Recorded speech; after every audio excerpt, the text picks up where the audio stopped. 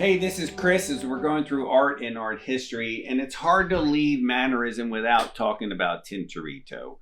I was never a fan of Tintoretto's, but Sargent explained in a letter to a friend that he absolutely loved Tintoretto and he loved the movement that he created. So after looking at 20 or 30 Tintorettos while I was living in Florence and going to Venice all the time, years later, after reading what Sargent said, at that point, I decided to look a little closer to Tintoretto.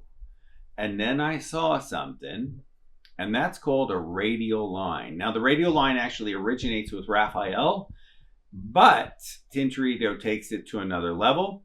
Michelangelo's the one where the figure ground, lighter, darker than the background in Chiaroscuro with Leonardo, and they're all starting to melt together. But Tintoretto takes something from Michelangelo, something from Leonardo with Chiaroscuro, the softening of edges by Leonardo, sfumato, and he actually does something no one's ever done. He's deliberately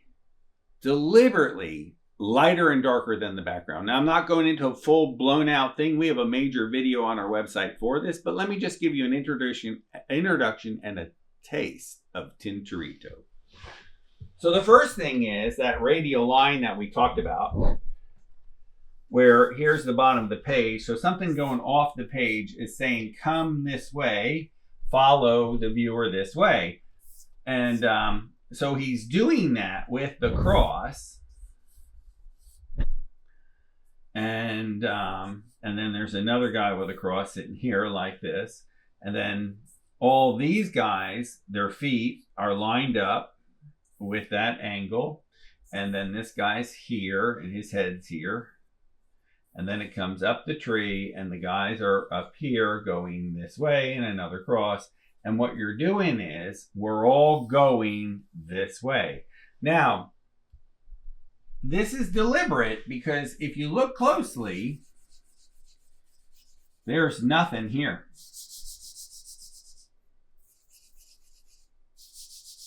And there's nothing here. And if you keep looking, you start to notice the orange color is here. It's in here. The orange red legs, the scarlet legs are here. The orange hat or the scarlet hat, the scarlet clothing is here.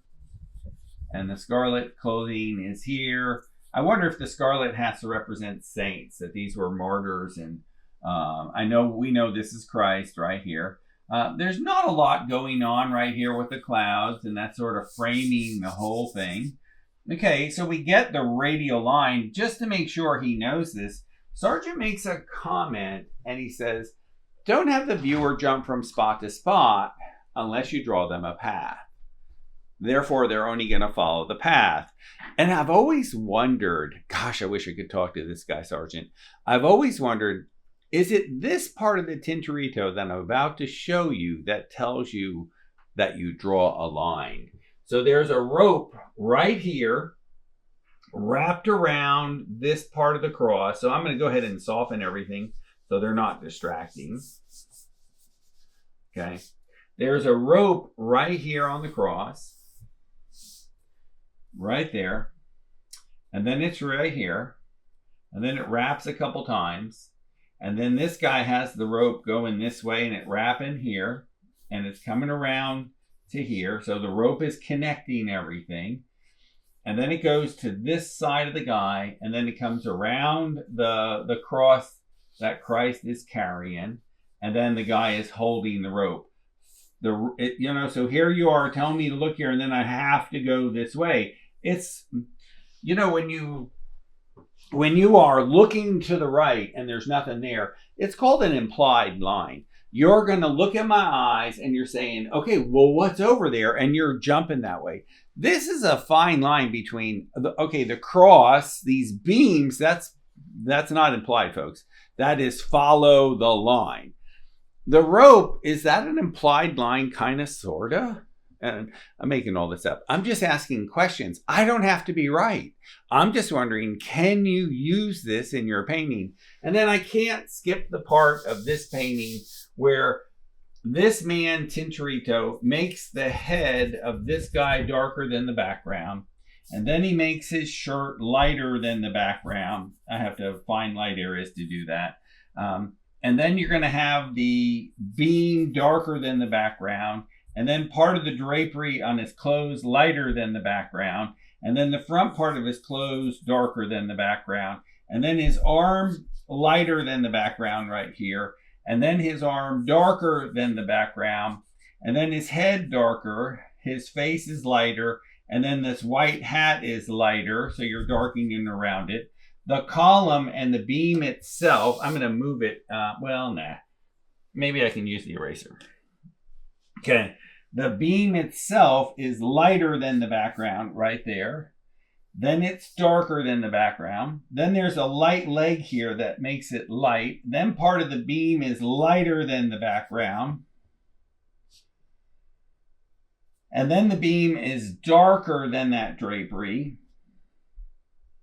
And then the top is lighter than the drape. Part of the arm is lighter. And then lighter and darker. And then that arm is lighter and this shirt is darker. That's deliberate, folks. That's no longer. So in a lot of the paintings by Michelangelo and some of the others, I've always wondered if, you know, the way they set it up, they posed the model or someone and the light was coming through a window and it was very dramatic and it had these light and dark effects going on and you're just copying it the way it is. I get that. But when I look at this drawing, I don't get someone who is, you know, just happened to be the way the light is. This is a deliberate, how do I make him lighter? How do I make him darker? And that creates movement. And in the next period of art, when we go into Baroque, Velázquez is going to take this up on spades in another way. Like I said, art history goes from you take a little bit of the past with you and you come to the future with some new idea. When you jump too far, people don't listen to you. Then maybe 100 years from now, you become famous, but not while you're alive. Tintoretto, I never liked him. Now I see him as a master. Gosh, I wish I was different at 28 and had the ability to just look and let go of my artistic prejudice and learn to love art and the way people make a mark and why.